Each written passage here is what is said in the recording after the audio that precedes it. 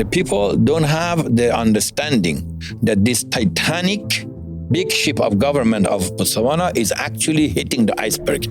And the iceberg, once hit, it's shattered. It's no longer wishy-washy, maybe, maybe not. Really, as Africa, we've got to rise. Not just rise, as been said for the last 10 years, but rise for real. And that is why we're discussing transformation today. So ladies and gentlemen, put it together as I welcome Dr. Farzam Kamalabadi. Welcome, sir. Blessings and greetings to you, Mr. K. Thank you so much. Mr. K. You know who built China, right? When I started, that's 1981. The GDP of China was 180 billion US dollars only. Same population of India of now. India's GDP was 340. But in 5 years, we made sure that China's GDP went higher. In 5 years, equal. It is Africa that subsidized Europe for 700 years. Now it's time for Africa to build itself and subsidize itself. There is no need for subsidy. $20 billion currently, the size of the economy. You're talking 100 billion. Yes, 5 times X. 5X. Yeah, more. The poorest country, Bangladesh, in 1 year brought $36 billion. $36 billion. The rating Did was you say 1 year? 1 year. If they could do it, we can do it $100 billion in 1 year. Everybody talks about mindset change. Mm-hmm. Everybody talks about silo mentality. Yeah. Everybody, bureaucracy. everything that we talk about is there, and everybody identified and named it and yet never changed. Why?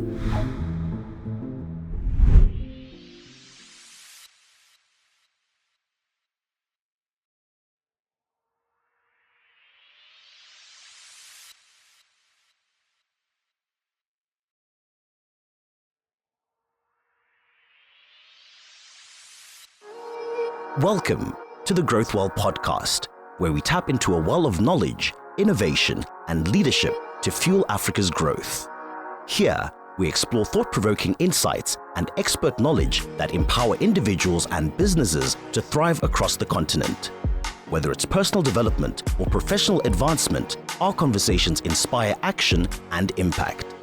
This is Growth Well, where ideas flow and growth begins. Let's dive in. All right, Growth Well family, we're back again. The episodes and the podcasts that nourishes your soul, that nourishes your knowledge, that nourishes your mind, and nourishes your growth, importantly, hence the Growth Well. Remember, Growth Well is Sidi Botswana, where we get water from, and this is where you get the waters that nourishes you. Coming from Botswana, here in Gaborone, my name is Wabona Khemonyani, and today we are bringing you really, really hot stuff, and I hope you can sit comfortably in your chair. As we always do, we're going to really blast it today. So today we are discussing really important topic. Of recently, I was in Nairobi, and while I was in Nairobi, I usually chat with the guy in the Uber and guys in the streets, and interestingly, Nairobi, Kenya is doing 5% GDP growth. But when I talk to the guys on the ground, they say, Mr. K, we don't feel it. Just recently, as some of you will know that I'm a farmer, I just went to the farm this past weekend. And while I was at the farm, I talked to the young people. I talked to a 15-year-old whom I gave a lift to, who failed Form 3 years ago. And I told him, what do you do? He says, I don't do anything. I had goats because I failed Form 3. Similarly, a young lady, around 17 years old, what do? I don't do anything. This is in the Kalahari south of Botswana. So why I'm mentioning this is because really, as Africa, we've got to rise. Not just rise, it's been said for the last 10 years, but rise for real. And that is why we're discussing transformation today, and transformation based on experience, on travel, of someone that I really believe you're going to enjoy this very one, because he has done it before. He's done it in a country that many books have been written about it in terms of China. So ladies and gentlemen, put it together as I welcome Dr. Farzam Kamalabadi. Welcome, sir. Blessings and greetings to you, Mr. K. Thank you also so much. Mr. K. 2 Mr. Ks. Yes, 2 Mr. Ks. So who's But Mr. you're first. No, you're first. Let's use age. Beauty. No, we can debate that. So really, we've been looking forward to this. Maybe the podcast will be about this? Okay. To have humor with our viewers. Exactly. Yeah, You've got to keep laughing, isn't it? Exactly, yeah. Yeah. You mentioned that because we've interfaced for a while now. And we've talked about the podcast. You've done a couple already here in Botswana. And we said, let's be ready for this one. We've really built up this team to come up with this one. But what has fascinated me about you is that you're always in good spirit. I mean, you're not a young man anymore. You travel, you just traveled about 500 kilometers yesterday. Yes. But your spirit, I mean, I was joking earlier saying, what green tea do you drink? Did you pick up some good green tea from China? Yeah, it's now the magic potion of having a mission and a destiny on your shoulders. Is it? Something behind you kicks you, yeah? Yeah. So that's why I say I don't have any ambition, no goal, no ambition, no plan, only destiny and mission. That's interesting. Nothing in the front entices me, lures me. Only in the back calls me. You have to do this, you have to go. So I go by the science. The science brought me to Botswana. So there's a mission behind all that keeps you going. Absolutely. You mentioned that. I read about one of the founding fathers of United States, Jefferson. Jefferson, America got its independence in 1776. He was not a young man then, but apparently said, I don't want to die till the 50th anniversary of the United States. Guess what?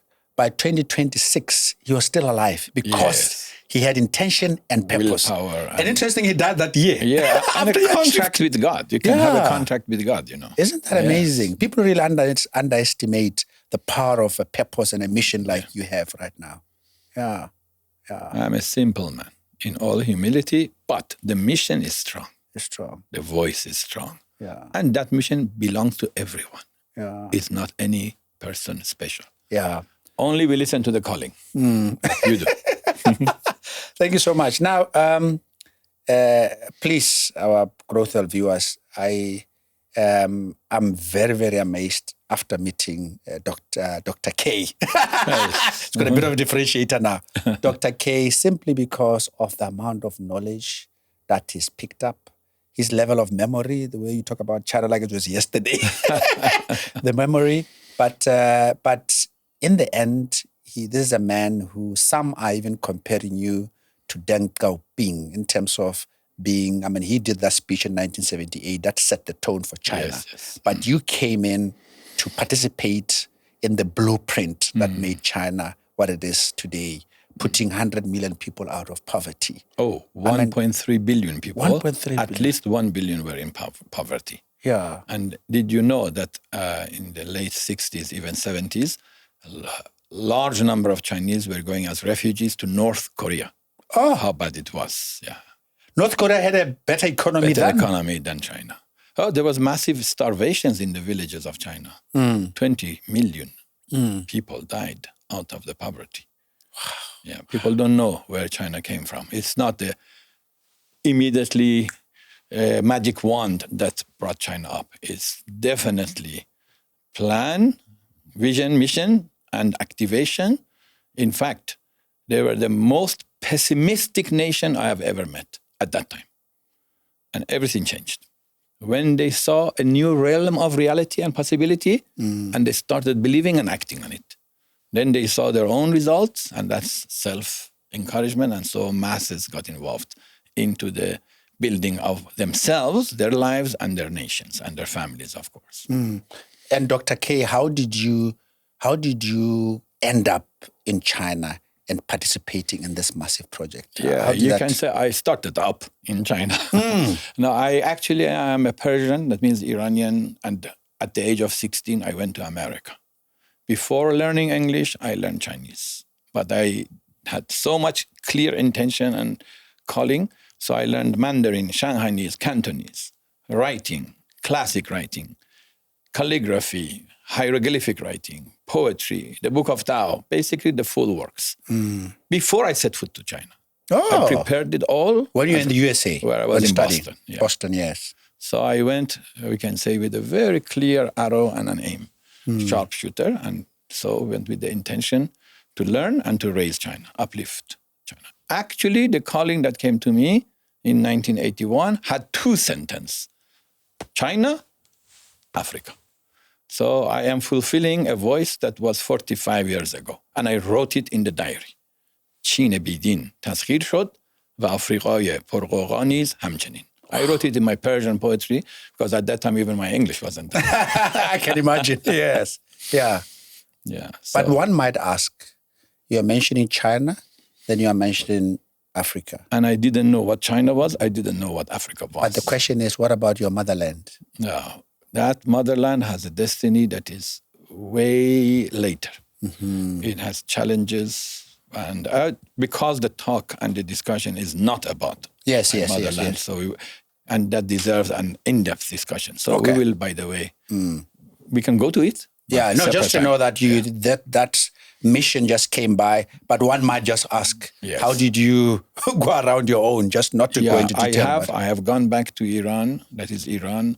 After 25 years, a quarter of a century not being there, I went back 18 times and I did my best to talk to the highest levels that I met. Just they are not ready. Mindset, not ready. And ideology, blockages are there. And it's a crossroad of civilization and pull of many, many civilizations there. So, but internally and intrinsically, the leaders that are in power, they're actually not Iranians. People don't know. Their origin is from Lebanon. Okay. Oh, yes, they came 525 years ago as clergy that was invited for political reasons, 200 of them, and they stayed and they have generations. And so, anyway, but I don't want to get into that. No, that's true. That's a historical yes. fact. Yeah. One can check Yeah. Jabal Amel. If you check Jabal Amel clergy, you will get all the history All the facts. where they come Okay. from. Yeah. Okay. Going through some of the writings in China and some of the stuff when I was doing research, one says that without Dr. K, China will still be poorer than India. I mean, how does that come to one man? First of all, fact. China was poorer than India for a long time. When I started, that's 1981, the GDP of China was 180 billion US dollars only. 1.5 billion people. Let's say at that time 1.3 or 4 billion people. Same population of India of now. So their GDP was 180 billion US dollars. India's GDP was 340 or 350 billion. So by 100 and 150 billion ahead of China for decades. But in 5 years, we made sure that China's GDP went higher. In 5 years, equaled. And then now, after 35 years, China has had multiplier effect of 110x from 180 billion to $20 trillion, more than that. Only in 35 years. So it went up. India went up, but China went up. Much faster. 6 times the economy of India. Okay. We'll come down to really why such an amazing thing. But currently, you stay in Botswana. Yes. You are very close, and I think you call him a sort of spiritual friend with His Excellency Spirit President. brother. Spirit brother. Yes. Spirit brothers. But I just wanted to capture just quickly how you actually ended up in Botswana, so that our readers across Africa can say, what's Dr. K doing in Gaborone? Oh, okay. Out of all places. No. When the China mission came, I was young. So I learned all the languages and everything. And then when I set foot to China, I had all been prepared. But I went to literally 1,000 counties, 500 cities, and met millions of people. And so I was very much involved in the process. But it was early and I was young and it was a communist country. So I had to be very behind the scenes and quietly and gently, the large sausage, slice it, gradually feed. That means new policies, new methodologies, but gradually feed in a way that they adopted it and they agreed with it. It became their own vision, their own mission, their own. They own it, Yes, they own. So at that time, I did not announce it, but later I called it the surprise rise of China because it rose definitely, noticeably, visibly, and it surprised themselves and surprised the whole world. Now I created a movement on the back of the same, but differently. The realities are different. And that is called the surprise rise of Africa. So you said earlier, we call on the rise of Africa and it doesn't rise. Yes. No, but surprise rise, subliminally, it is surprising. That means, sure, it will happen. It will happen high. And it will happen in a manner that will surprise you. Even the non-believers themselves will say, wow, we did it. They did it. So it's not a Farzam that does it. But I create the trigger and the start. And then maybe even the environment, the policy, system, methodology, modeling, everything else. But they play it out. Now, the idea is, as you said, I came and I ended up here because I created the mega movement called the collective, peaceful rise of Africa. Collective means all nations, all layers, the government series, the academic series, the media series, that's why we are here. And then also becomes the finance series, business series, the youth, the women, rural areas, everyone gets involved. All layers, all stratas, all countries. It's a mega movement continent-wide. In China was China-wide. So this movement that is the collective, peaceful rise of Africa. Peaceful because we don't need to be indignant. Yeah. If you have anger, if you have against this, against that, it means you yourself are not safe and sound and you're not solid. So I believe in soft power. I created that word even. So the development of the real power, the soft power that creates all the other visible and tangible economic, finance, and also we call it financial markers, powers, benchmark powers. So the idea is therefore it's called the collective peaceful rise of Africa, short name, surprise rise of Africa. Okay. I've gone now to about 30 African countries, met with 35 presidents here and there, 35 probably prime ministers, at least 400 or 500 ministers one by one, each 2 to 3 hours minimum, and some several times. This document that is called the Future Trends Africa Manifesto. Yes, yeah. That has been first embedded into all of these countries through the top level layers down, but also in the media. So I went to the media blast in Ghana. You will check in Malawi, even in Botswana, everywhere. In Nigeria, there's a lot of media blast on the 50 elements of the Future Trends Africa Manifesto. That creates the source mentality. We'll talk more about that, yes. You said well, yeah? You are the name of that. Yeah. You call it Sebidu or Sebida? Yeah, Sediba. Oh, Sediba. That's the well. Yes. Okay, Sediba. Yes. Sediba. Okay, yes. so that source mentality. And the source mentality says, it is Africa that subsidized Europe for 700 years. It is Africa that subsidized America for 300 years, even taken by force. It is Africa that subsidized China for 70 or 50 years. And now it's time for Africa to build itself and subsidize itself. There is no need for subsidy. No more subsidies from outside, no more vertical allowances and gifts and grants and anything. No, you build the wealth internally, domestically, and you create what we call value creation, because no wealth is handed down. Wealth is generated, built, created, and created as surplus and then exported. So that is the whole idea. It's the time for Africa to be the main stage, the key player, and do it gracefully. No need to be against any of the countries of the So, and then basically in a medley, mostly first develop the local economy, invite the international economy for what we call it a hybrid system so that you grow better. And also we can, of course, give and take. You know, the world is in mutual, basically, destiny. We have mutual building, learning. So technology, the things we can import are called capital, but I don't put it first. I'll put it last. Know-how, mindset, vision, technology, management, best practices, and capital. The rest, and all of these must be internalized. So I believe in inner development and internal development, and there's a lot of initiatives that we have started here. Later we'll get into that. But the idea was exactly that what you said, that I came here on the back of a progression of having created the mega movement for Africa. And of course, we have a benchmark. We cannot just be theoretical. Yes. It must be an Africa that moves from the entire continent, 55 countries, 1.5 billion people. Remember, China, the same population, 1.5. India, the same population. Africa, the same population. One is a country. One is a country and subcontinent. One is a full continent. But the continent of Africa, full GDP, was when I started, was only $3 trillion. The size of one city of China, Shanghai.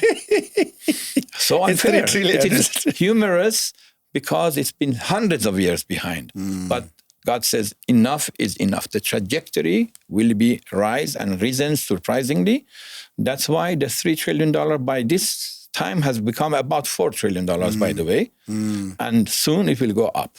The idea is to benchmark it as a 60 or 50, I wrote in the manifesto, $1 trillion in a decade or so. I don't want to, because we don't determine. Yes. It's God determines, and the efforts of the people. But also the readiness of the whole mindset. And I don't believe only in mindset. I believe that we have to have mechanism change, system change, operations change, and many other. We have to be ready and willing, and at the same time, take the action. We need precision surgery in many places. Even though we do it gradually, because the mind and the people and the culture cannot be hurt. No, absolutely. We have to protect the goodness of any country and civilization, and especially Botswana has the culture of peace, collective consultation, gentleness. We don't abruptly interrupt those. And also the local beneficiation must remain as a priority. But in that, we have to create a lot of activation. No passivism, no slowness, and we need to have awareness. So we are no longer in isolation as a nation. So, I mean, if we can think of it in the ancient Pangaea, billions of years ago, the center of the center of the center. The whole 5 continents were one. And the center was Africa. And the center of that was this area of Congo and Botswana. And the Botswana is the center of the center. So that creates isolation. But now it must create the power of what we call it your identity, but activation. Anyway, these are concepts. The concepts are first important. If we don't get the concept right, for example, in China, their concept was communism, total ownership of everything economy with the government. That means zero privatization by nature of the design of communism. The means of productions had to be in the hand of the government. They realized, no, this is going to be sluggish and there's no motivation, nobody is working. So they went and reconfigured it. But it was a national will. It was a soul searching. Who am I? Are we going to be a poor nation at the cost of ideology? Do I sacrifice the realities for the sake of ideology? Or do I sacrifice ideologies for the sake of reality? This is what I thought and talked and dialogued with China. And they decided to change part of the ideology, even not openly, but internally. So we keep the ideal of egalitarianism, but not to the point that nobody has their private economy, nobody has motivation. It was called the iron rice bowl, but people don't know what it means. Iron rice bowl means that your rice is always provided. You cannot break it even. It's iron. So you have the bare minimum, and it's given by government. And everybody is waiting hand-downs. Yes, like the little for the rice bowl. Chickens that is waiting for the worm to be given by the mother eagle. No. Now you have to become the eagles. We in Botswana, we have to be, all the Botswana are the eagles. In gentleness. How can you combine it is your job. But we can. So the other point was that the China was what I call... Sorry, Doc, before you go that further, because I really want to underscore the role of leadership. Because as you said, you went there, one of the big points of what Deng Xiaoping said was the reform, was the reform program. And also, it doesn't matter the color of the cat. Whether it's which you said or black cat. If it gives the results, it gets the results. So that is quite critical. Pragmatism. Exactly. And that is why I'm going back to you meeting President Duma. In the end, you are leaders. And nations, we'll discuss it a bit more detail later. In the end, it is the leaders that agitate, that set us on fire, fire under the feet about what to do. Now, when you met with Duma, and I think in Dubai... But I need to make a certain point. Okay. It is not by exciting people. It is not by oration and lectures that we change people. It is a certain decision. And decisions sometimes are very hard. And on that decision, you need to consult. For example, a decision, are we 100% government economy? They decided no. The privatization, I taught them a message that is called the divine ratio. And I talked about it 35 years ago. The divine ratio is 20 to 30% of economy should be government. 80%, 70% should be private. Out of the private, 70 or 80% still has to be domestic, private, and only 20%, 30% of the 20, 30% should be foreign, so that the foreign investments doesn't capture everything and run. So there is a balance between the different industrial sectors. Totally forbidden, discouraged, neutral, encouraged, totally in need. They have different, we created different criteria. So it is the methodologies and modeling based on value decisions. For example, here, we have started okay, but we have to now make a lot of key decisions. For example, state-owned enterprises, 63 of them, they are all poor. A very 10% of them are successful. Yeah. They are sluggish and pulling down the whole economy of the country and the government. Yeah. Okay, it's like the balloon wants to go up and all the cement bags are here. And are you not cutting them? Okay, this is a decision. Yeah. Can you revive them? If you can revive 100% of them, keep. And if you can't, you can have clever solutions. You don't need to cut. Make a hybrid system. Maybe divide them to 2 to 3 in each industry, so let them compete. Okay, that's what we did with China, 3 to 5 in each industry. There was monopoly of telecom, it became 3 to 5. Monopoly of banking became 3 to 5 national ones. Still national, Monopoly yeah, still everything, national, yeah. So the point of SOEs, one way was to diversify them as the multiple of the same to compete. To diversify domestic them. competition. Yes. That's very then important. hybrid them so that some private can buy is a mixture of private, public listed, and government. And some of them divest and sell and get the money and build the country with that money. And some of this you can actually revamp. The analogy of a car, if it's not working, maybe only a battery is dead, not the whole car, not the engine, then you don't need to basically what we call it, total it. You can keep it, you can put a little bit of cost and revamp it. So basically the state-owned enterprise is only one concept and one decision and one action, but I don't see yet action. So you ask about Sir Duma. Yes. That soul is highly refined soul, very erudite soul, very determined and very clean soul. That is my understanding of him. And in the beginning of the 1 year, this is the transition is not noticeable because the person or a bit of thinking has changed, but the system has not. It's pulling it down. At certain time, and I'm encouraging him, and I'm saying it publicly as a good spirit brother, you must have stronger hand. You must have, not that you don't know how to execute. It's not the problem with Botswana. I'm not talking about Mr. President alone. People say in Botswana, we know a lot of theory, we have a lot of strategies, but we don't implement them. Correct. And they try to analyze to say we don't know how to implement. No, I don't believe that. You know how to implement. You didn't make the decision.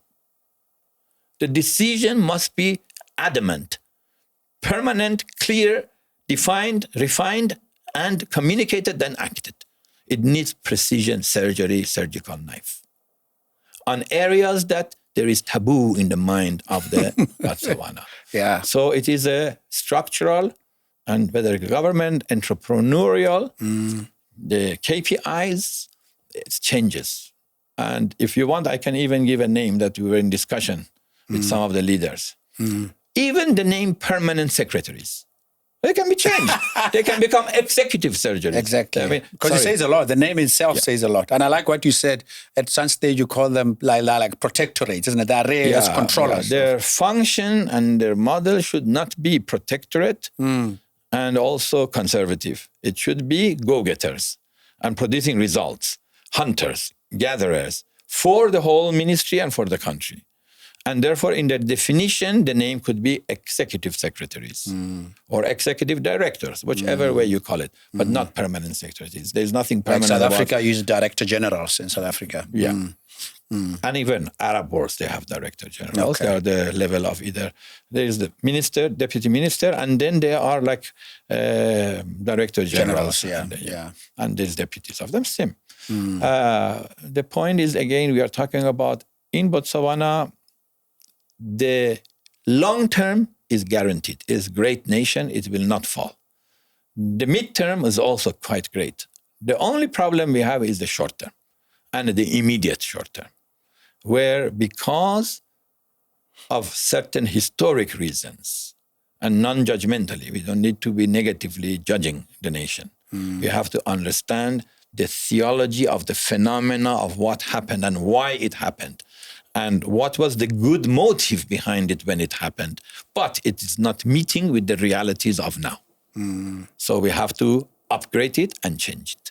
So a change mechanism comes from first a recognition, validation, ideology, thinking, soul-searching, talking, deciding, and then the decisions, some of them are soft, some of them are very strong and harsh, and acting on them. It's not that Botswana doesn't know to act. It's the determination and the realization that if not to act is so dangerous, that fear factor is not there. Yes, plays out, yeah. But what if the president himself is trying to release them? I mean, I've listened to President Duma. You know, he's my age, and you know, we were together at school, at university, and you can see that he really wants things. I mean, I tell people you can even see the frustration on his face. And when you have a president, and you said it, you said currently it's the system. That now, who is to unblock that system? Exactly. And the nation, just to get the tone of the nation, Doc, is that the tone of the nation is feeling that things are taking longer. You talked about the public service. You talk about the parastatal, the state-owned entities that are heavy on our fiscus. But the current ruling party is coming to 2 years, and we still have that burden. Yeah. No, I mean, it has not been touched. That's what I mean. Yes. So who's holding what? Yeah, okay. From my understanding. And you're part of the structure now. Yeah, I am not delivering to the nation. I'm the first to admit. Exactly. But I create the imperative. I'll show you sooner or later everybody will go in one direction. Okay. And not any other like these fightings and bickerings and then silent sabotages and not making decisions and inertia. All of this will disappear. Yeah. By the grace and the will of God. I'm nobody. I'm a humble servant. But it will happen. So let's talk about a few points you mentioned. First is a president in many countries has a lot of power, a lot of authority. And by constitution, Botswana has given the president a lot of authority. Yes. But he will not exercise them out of gentleness of the soul. The nation, the culture binds our hands. Okay? What I call, please, Mr. President, you must enact what I call the override systems. Presidential decrees, commands, communiques, but he's very gentle, he's considerate. In this country, nobody wants to fire anyone from work. Exactly. And that is dangerous. And we know people that need to be fired, and they just hang on and on. We don't need to be against people to be fired. Let me explain. Because any of these elements, if you take it the correct angle, everybody will agree with it. If you take a wrong angle, they say, no, and they get scared. The hired and the fired should start from the contract. In the contract, you should have the function of everyone clear, and KPIs clear, deliverables clear. From there on, the role of behavior is that you have to perform on this. For example, as I said, if you are not permanent secretaries, you are executive secretaries. And within 2 years, these are the targets and financial targets. And you have to approve projects, not hold the projects for the sake of fear, or you think that, best practices and so due processes and these things that actually are not positive, they are the negative. So the whole idea is that there needs to be, as I said, some in the beginning. There is a machinery. In fact, nobody likes it. Everybody is even against it. Everybody complains and says, "Eish." but nobody changes it. Yeah. But nobody acts it. Why? Because we don't know how to dismantle it. Gradually, piece by piece, without rocking the boat and destroying the ship, the spaceship. So it has to be piece and piece, re-engineering, restructuring it, but it requires the leader's command. Even sometimes dictation, but not dictatorial, but dictation. Dictation, yes. So because the nation voted and vested interest in the leader. So we don't, if a leader exercises authority, it's not his whim or will. It was citizen number one that you voted. You stand by it. Absolutely. So I said, Botswana, and I tell it openly, and for that matter, is not. Botswana people, they love democracy. I have not seen any nation that says that they love and they're believers in democracy. That's why I poked them. And I said, no, you are not democratic. They get said, no, we are not. I said, yes, you are not. You know why? Because democracy is not just the ladder up to become a leader and the other leader says, yes, what comes after is democracy. Are you collectively working without tension to build the nation? It's called the elevation of the nation collectively.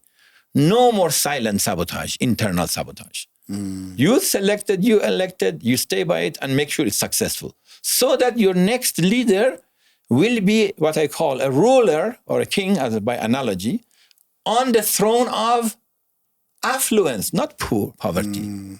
Why would we want to go down? That the next leader has a bigger problem.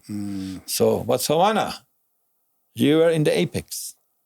And Zimbabwe was here. Zimbabwe came up and now you're below Zimbabwe. Do you want to go to Malawi level? To Burundi level? Or even Somalia? Central African Republic. No, it's real. We say true north, and we applaud and make many events and programs. But where is it? We're going south. You must face the reality, and it is not bad. The realization, stop loss. Wherever you stop loss, you start gaining. So there's a lot of soul searching, thinking, dialoguing, and then consulting, and then at the end, a mechanism, a few action items. These action items make difference. For example, action item number 1. Action item number 1 is fast approval system. It's not by the whim of individual. It must be by mechanism. At the moment, what I call the default automatic, 2 words, default and automatic. At this time, any proposal from anywhere goes, the default and automatic is stop it. Or don't even feedback it, put it in the drawers, and worry about any, even those with genuine interest, not those who are trying to profiteer from it. But those who are genuine said, we are afraid if we do this, what will happen? Yes. So indecision is the killer of the nation. And the indecision is not by individual. You have to create a mechanism that the automatic default is a go-through. Any proposal is pre-approved as a go-through unless you discover a strong reason why not and you write it in justify. writing. Yeah, you've got to justify that. Yeah. So this is called tacit approvals. Any country that became economically successful adopted this. They were like centralized and a very slow process. And before I thought maybe even it is like the system of attorney general being the singular and many everywhere. But no, he is not a blockage. He is actually wants a lot of approvals faster. Even sometimes he says, so who therefore is blocking it? Yes, because everybody says Attorney General is going through legislation. You're still drafting. No, it's not when his it comes fault. to policies. It's not the fault of anyone. It's not the fault of any individual PS. It is the fault of a mechanism that you have to read it, announce it, consult it, and the leader sign it, orders that were not sanctioned before. That means you are in a tons of legislations of ages that are not at all in line with the realities of the time. For example, I hear it from everywhere I go. We just went to Sowatan. Okay? There are many people who want to increase the population of that place because they were based on the mining of salt, potash. Now they want to increase, they want to develop land and make houses.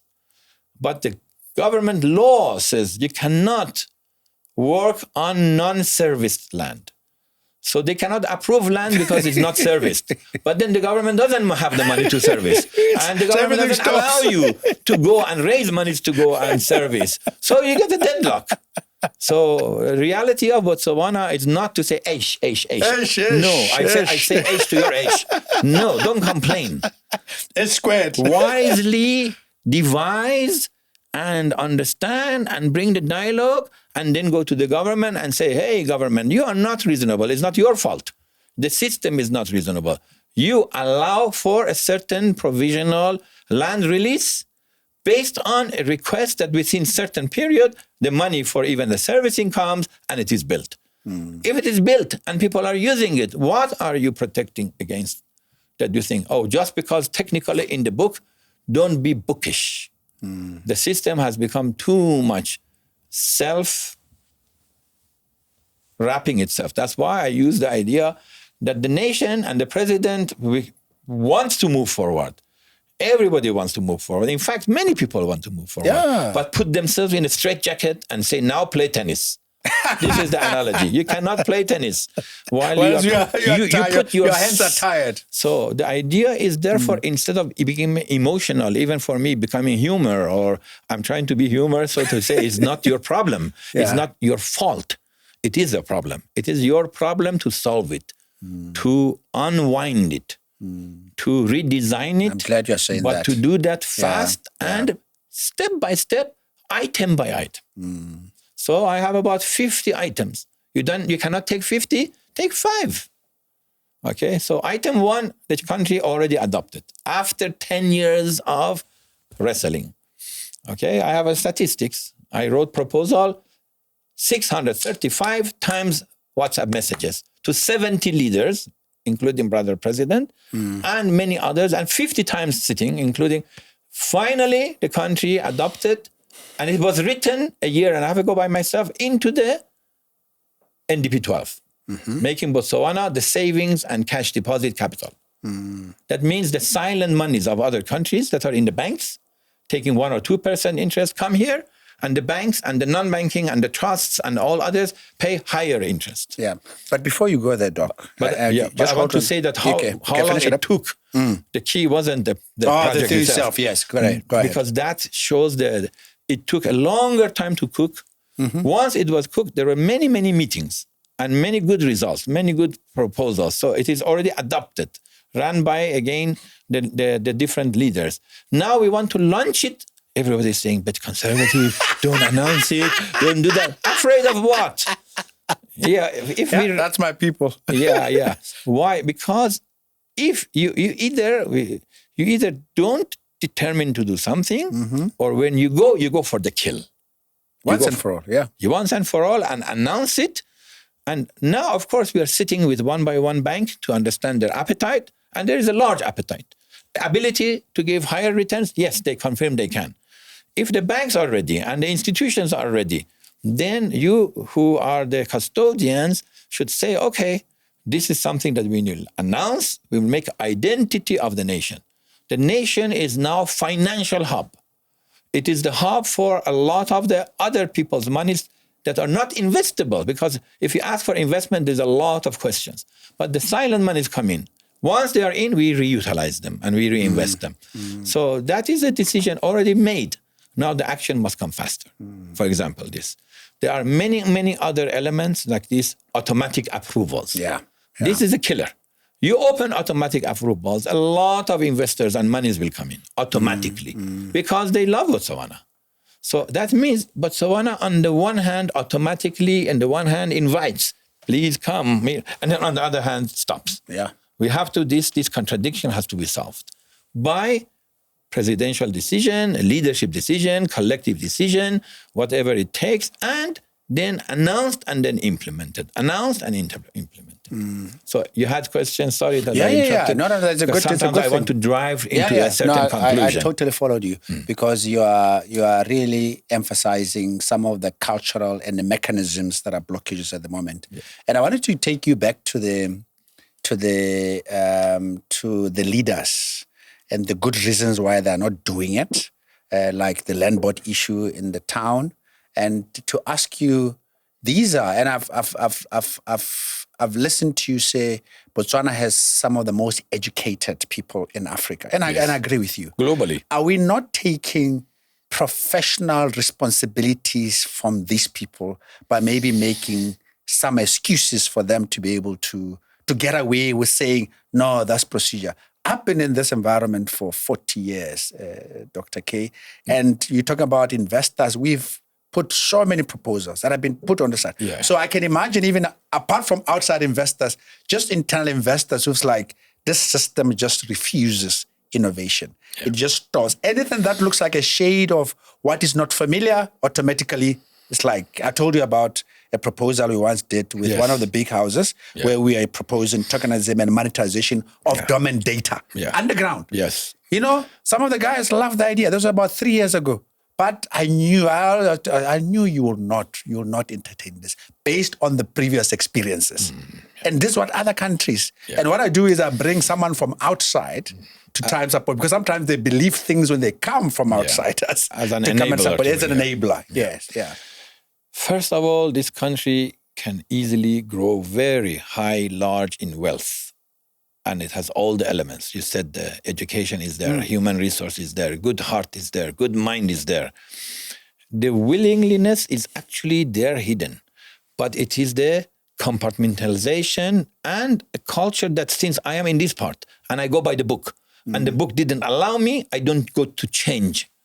So it is one element is, we call it, Botswana, unlike any other African countries that had gone, had already identified a lot of the problems of itself 20 years ago. Everybody talks about mindset change. Everybody talks about silo mentality. Everybody, bureaucracy. Everything that we talk about is there, and everybody identified and named it and yet never changed. Why? That's the soul-searching question. And is it good for us not to change? Or is it destroying us? That question is not answered. The people don't have the understanding that this titanic big ship of government of Botswana is actually hitting the iceberg. And the iceberg, once hit, it's shattered. It's no longer wishy-washy, maybe, maybe not. And it is not automatic that once the price of diamond comes, we are safe again. Or now we have foot and mouth disease. The two pillars of the economy are shattered. Oh, we hope that both of them are solved, and then we will be in good shape. Sorry, that is the wrong mentality. Why? Because that means we are waiting, hoping for miracles. Even the miracles come, the reality of the world has changed. So the two pillars are not enough. We have to activate. We say we agreed, you agreed yourself for diversification, and we are hoping for that to come. The point is that hope. So first of all, there are certain facts. Because your topic was more Africa, but now we're getting into Botswana. I was going to change it in a minute, Let's continue. Let's finish Botswana. Let's finish Botswana already there. Botswana will never be finished. Botswana, eternal. But we will have to have certain things to rise the nation. First thing, talk about what is imminent danger upon us. The analogy of iceberg. Okay, the iceberg here is the international organizational rating and evaluation fall down, half a more step fall down, and we are into the junk state. People don't know. We were triple B plus, triple B, and now minus. We will become double P plus. That is death. That is falling into the junk junk category. So, and we are not one step away from it. We are half a step from it. Why? Because when you are on the border and there is a grade, the next, it says, are your prospects positive or negative? We are the lowest grade of investment grade, but with the perspective of negative. If the negative in the September they come, it happens and announced Botswana as double B plus, that means junk status, for 10 to 8 years, you cannot come up. Every country that went down was impossible to come up. Really? Oh, yes. So that people don't know the extent of the danger. Yeah. Will Botswana fall? I am working hard day and night. I went to meet with Chief Justice, with Attorney General, with Mr. President, with with all the leaders. I went to meet UDC, the CEO here, and even the chairman, Francis. I'm going in a meeting one by one to solicit to create the understanding of how we can avoid. There's now a good dialogue. There's dialogue between NPC, Ministry of Finance, Bank of Botswana, even Business of Botswana. But a writing I saw that came to me from friends that said, let's coordinate better to give a unified, coordinated narrative. For me, I said, oh my God. A narrative means a story. You can tell the people narrative. The people are softer. They are more resilient. They accept you. Even the people become poor, they still will praise. Even they complain a little bit, but they still love their nation. The rating agencies, they are scientists. They have a standard. Exactly. If you cannot, indicators that you they're looking cannot treat them as children, that we can maybe beguile them, or just by telling a better coordinated narrative, we will win. No. You need to take the axe and chop. So the reason I'm here with you is because I want to encourage both the nation, the leaders. It is time for taking the axe and chopping, not negative. This analogy means negative. I mean for the positive, or build new provisions. It's called measures. It is called countermeasures. What are the rating agencies looking for? Yeah. What they look at is 8 to 10 categories. They want to know what you are doing with your state-owned enterprises. If it is sluggish and pulling it down. They want to know if in your boxes you have now reserve of foreign currency high, or now you pulled it down. You pulled it down and the government even took an advance. Luckily, the government had more revenues and then paid the advance. So temporarily, you were in the red zone, you are now paid the advance, which is very good. But only by SECO revenue and a bit of price of the diamond going up, you pay the reserve. But what about tomorrow? They look at that if you fall again. So this by itself, that now a bit of the revenue of the diamond went up, and SECO gave us some revenue, and then from taxation we get revenue. That is not long-term answer. That's not sustainable, Why? Not only sustainable, because these are peanuts. You have to have methodology of large, fast, early, what I call pockets of revenue generation. A country, a people, a youth, a society that doesn't generate revenue will be abandoned and passé, will become, speaking not politely, a dead society. Locked society. Yeah. So that means that Botswana has to act to create new pockets of revenue and income and generate income on all levels. The talk of the day and the talk of the town should be which initiatives are now going to produce new revenues. Like the BTAP initiatives. Yeah, the BTAP is great because it's a collective, but the BTAP is for midterm. It does not generate quick money. That's true. So 2 to 3 years for the investors to consider them. Yes. And develop then after their projects. And then when they invest, it's not the money you put in your pocket. So you have to become like what we call it, float and gestation period to become profits. The profits dividends, the dividends becomes the money. So that's why I created the savings and cash deposit. It's quicker. And I am saying that this should be in the hand of the VP. Our beloved VP should take this. This is a money generation machine, which is already approved. And then it become his flagship as BTAP was. This year we focus on this, but big time. Announce it and now bring the silent monies of other countries. And I know many of these monies are willing to come. While we still have our protection wrap and our quality of the country, they will come. They take higher interest rate. We take an easier money. The banks are loving it when we talk to them. All of them, the ABSA, the Gaborone and all others. They that's assets coming in. So that's good for them, And it is for the foreign reserve. Yeah, exactly. Yeah, and then you can redeploy part of it internally and then part of it even in the region. You become a regional hub. You become the real Switzerland of Africa. There is no blockages, no fear, no worry. Why we don't go and announce it? Why don't we make it as our identity and bring the monies? We become the Mauritius even. Yeah, Mauritius is way ahead. Exactly. We become way ahead. And then how about Switzerland, Abu Dhabi, Dubai, Liechtenstein? They all did these things and they succeeded. Hong Kong. So it's time for Botswana to do that and announce it and openly, and President announce it, and VP take this as his flagship finance.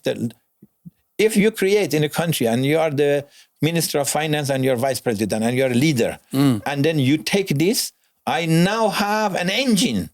It's a Mercedes engine that runs fast and creates money safely. If you have that, and the whole experts have collectively reviewed it, and now it is doable, let's do it fast. This is one action. So shorter, larger cash generation. Next one is the proposals that people put in. And they had their money and they had the proof of the money. They put it in the proposals, in the expressions of interest, and they put it into what we call MOUs. And there's hundreds of them. That means already signed. These are signed. No, they have signed. The intention from the money investors is signed. Yes. But the government here has stopped all of them. Oh, really? Oh, yes. None of them have been signed.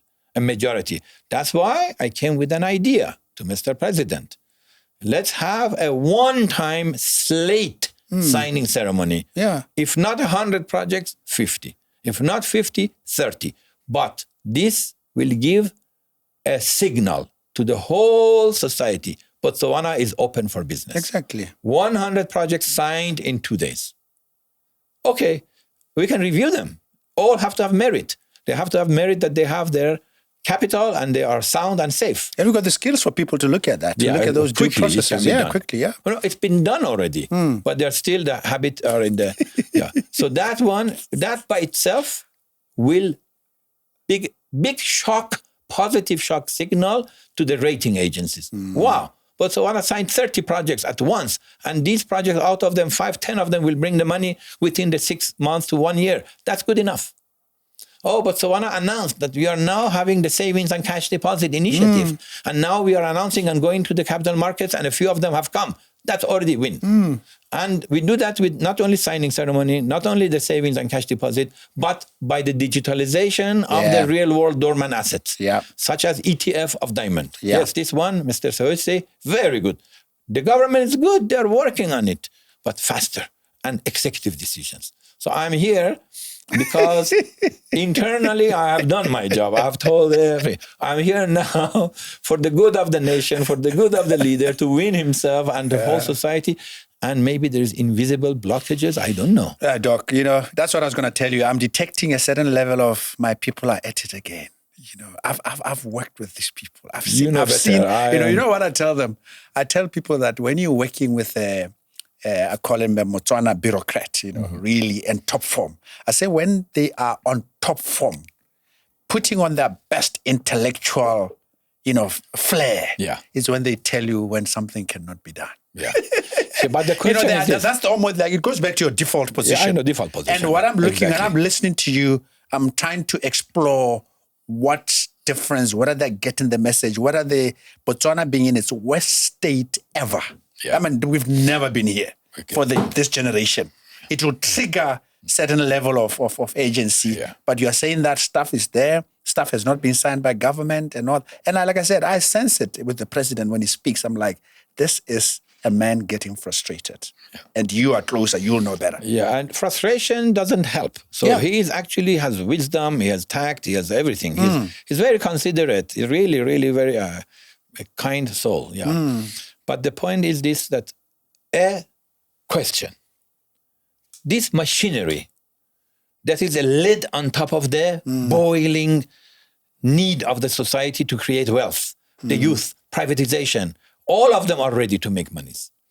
But the system is blocking itself. Is this going to be permanent? Is this the optimum ideal system and society? That's the question. Many people may think subliminally, this is the ideal society. The point is that no, it will be gone. It is absolutely going to be gone. My expert opinion. I'm no longer emotional. My expert opinion says as China communism gone forever, the lid is off the top of China and nobody can put it back. Put it back. It's done. This was written by Madame Rabbani and I put it in the China national media in 1999. The lid is off the top of China and nobody can take it up. China Daily, People's Daily, everywhere. Madame Rabbani, who was in Botswana before the diamond discovery. In fact, her pearl necklace fell into the desert where she was. But then a year later, there were diamonds coming. So this Madame Rabbani said, now the lid will be off the top of Botswana, whether we want it or not. It's an imperative macro forces of the world. This is my expert opinion. Better that you take the upper hand. I'm encouraging the Botswana conservative individual thinking or mechanism thinking to start soul searching and say, wow, we are going to be like a tsunami taken. Why not we do the change gradually and better ourselves? Mechanism by mechanism, one action, one. Make an override, all the ministries, not in everything authority in your hand. But your projects, whoever has given you a proposal, take it out. One small team will review all of them with you, not against you. Anything that has merit, approved. We make a date. In August, we sign all of them. So that's done. State enterprises. 3 of you, we divide, not negative, positive way, into several entities. 2 of you, we make hybrid, and a few of you, we sell. Sell off. Yeah. So, and the sell-off will go to Sovereign Wealth Fund, who will put it for good use for multiplication. Multiplication. We grow the money. The money there is dead, is poisoned, and nobody is changing it. And so here it becomes healthy and becomes revived. Why we don't do that? And we don't say do it all at once. 1, 2, 3 cases. But if you don't touch anything and sit, definitely the rating guillotine is upon Botswana. I have to say this. The guillotine. The guillotine, the one that will... I know, chop your head off. Chop your head off. Yeah. And when it happens and the head rolls, all of us will suffer. The leaders suffer, the ministries suffer, there's no money for the nation. The people will suffer, no more chance to even our Al-Baghdad great Botswana city, which has now $50 million of this self-money and have to raise for a $1.9 billion, then we cannot raise the money. If that happens, if you go to junk, that's not going to happen. If you go junk, that's not going to happen. The project will wait a few years later. It looks like our lives... And not only that, many other things. So why I don't understand this? You want the wealth. Everybody wants the wealth. Who doesn't want the money? Tell me, in Botswana. You want the wealth, but you don't want it? You kick it out? They don't know how to do it, Doc. They don't know how to do it. Look, we've done some work for one company here. Okay? Yeah. They are one of the biggest companies here. Yeah. We've worked on for a number of years. Yes. They focus on cost containment. Yeah. That's what they're good at. Yeah. We've tried now 50% for 5 years. Of finance. Exactly. Not the 50% of revenue. We've tried to say you got to work on the revenue line. Yeah. And they just keep sneaking away. They're just sneaking away. And you've said it before that in the budget speech was only 50%. Only the cost management. No new revenue generation. That's what people are good at. And before that, at least 2 months, I sent to every leader in the finance that you need to discuss about pockets of revenue generation. Even as a goal, as a plan, it's good to have it there. And it doesn't have. At least. Yeah, it doesn't have, But I don't believe it's a lack of know-how or knowledge. It's not. Because for me, as a doctor... What I'm saying is it's enterprising. It goes back to mindset a little bit, but just enterprising mechanism where you're not geared towards conservatism in terms of how you look at life. It is conservatism. Yeah. So the point is that we, as genuine lovers of the nation and the destiny of Botswana and Africa, okay? And I'm pro bono in everything I do. I know. We and the nation, the people love their own country. We who love our own nation must think a soul searching. Why are we ourselves blocking ourselves?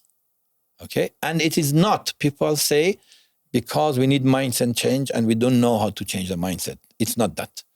We know theories and a lot of consultations and we don't know how to implement them. It's not the knowledge. It's not the know-how. It's not the inability. I don't believe the Botswana people are unable. They are not crippled in mind, in heart, and everything. They just were too comfortable and they got used to it. And it's the 60 years of subliminal brainwashing. How do you do the 60 years in 6 months? It's not going to, It will happen. It will happen. The purity of my motive will make everyone excited that they must do it. Let's talk about these 3 months. We've got 3 months. 3 months to the ratings. Yeah. Okay. If I was a non-believer, I would not be here. But let's restrict it to the 3 months. Let's go to technical. Because that's critical. Yeah. Critical. That's critical. Yeah. And you've said it. You said if this thing goes to junk, a lot of even the existing projects will be under threat. Yeah. And I know I've asked you this question before, as to your belief that if it's not too late within the 3 months to do certain things, to approve certain things, to do certain signings, and we can actually be able to say to Moody and Standard & Poor that we can do this. I mean, we're talking deficits, we're talking savings, we're talking, my brother. Yeah. I, every day and night, breathe the destiny of 1.5 billion people of Africa, 90% of whom, 88% are in the rural areas. Yeah. The pain is on me. I know it for ages, from childhood. That's why in 1981 it came to me, China, Africa. It doesn't come by random. When I do that, when that means I breathe their pains, and I know that Botswana is important trigger for that. Once we get the Botswana that is now locked itself, unlocked, you know what? How much influence, impact, and other nations will learn from it. So I'm saying that I'm not just praying. I have my scientific ways, plan A, plan B. My plan A is writing proposals to the government and pushing the agenda, start acting a few of them. So now we'll talk about plan A. In the meanwhile, I have plan B. I have talked to some international organizations and others, to the agencies to give us on the merit of the doubt, benefit of the doubt, extra time. Exactly. So on the one hand, I am buying extra time. If you saw in September, the Botswana did not fall in the rating. Don't say Farzam was giving us. Worried. Yeah. Farzam was giving us the death signal, and so was he wrong? No, I am doing it both. On the one hand, I am buying us time through my own international credit and connections and other things. Yeah. On the one hand, I said that is temporary relief. Anything else is temporary relief. The imperative, sooner or later, this Titanic is going to hit the iceberg. Let's avert it. And averting is not by changing the chair setting or just having your... we have to make fundamental... things have to happen. Changes, engine changes, direction changes, brake or... So what are the changes is exactly what you said. First and foremost is new pockets of revenue. Large revenue generation must happen in the country. And the number one front is the savings and cash deposit. It comes faster. Yep. Number two, fast money is the digitalization of assets. Yeah. That can happen. You have assets, you can digitalize. The developed assets and underdeveloped assets. All of them can become monetized early, within a year or two. Don't stop that process. There's enablers. There is the diamond can be done, the gold can be done, the mine can be done, and then even the real estate can be done. So that's another. Number three, the projects that were already ready, they are not going to go through the process of review, of market review, worry, technology review, partner review, finance review. They already did the review. Yeah. And they are waiting. It's like a dam. The water is behind, and this land, fertile land, but it's the desert. So open it and let the money come in. That is called the 100 or 50 project slate. When they sign, one, they come in. The money starts coming in earlier. Two, everybody learned that there is an entrepreneurial new Botswana. So everybody will start. Yeah. And this is another. The vortex will start playing out. Yeah. And we have quite a few other proposals and actions. And of course, the capital markets has performed better. We had a trading day of 1 trillion. I saw that, Yeah, that's good. Yeah. But the other part is that there's a lot of money in the country that is non-governmental. Pension funds, union capital, private wealth, banks, and all of those activation, we have started it with the model of the domestic wealth generation in the municipalities and in the councils. So we created a movement, 5 pillars of capital augmentation in the municipalities. The minister approved it, announced it, sent saving grants, so at least this is a good action. We have gone 4 or 5 times to every different council and collecting now their data, their information, their projects, their proposals, and bringing the money locally. we can first self-invest, then friends and family, then the community invest, then the what we call collective of the capital locally. The collection can come also in crowd financing. Then beyond that, go to the local and private. Yourself, you can invest in a few other new places. Mr. Mokhobe can invest. All of the others. True. Okay, but we are ready. We've taken risks in this country, and we're just looking for more opportunities. If you go and select well from the localities, but the localities must act first. So we are training them.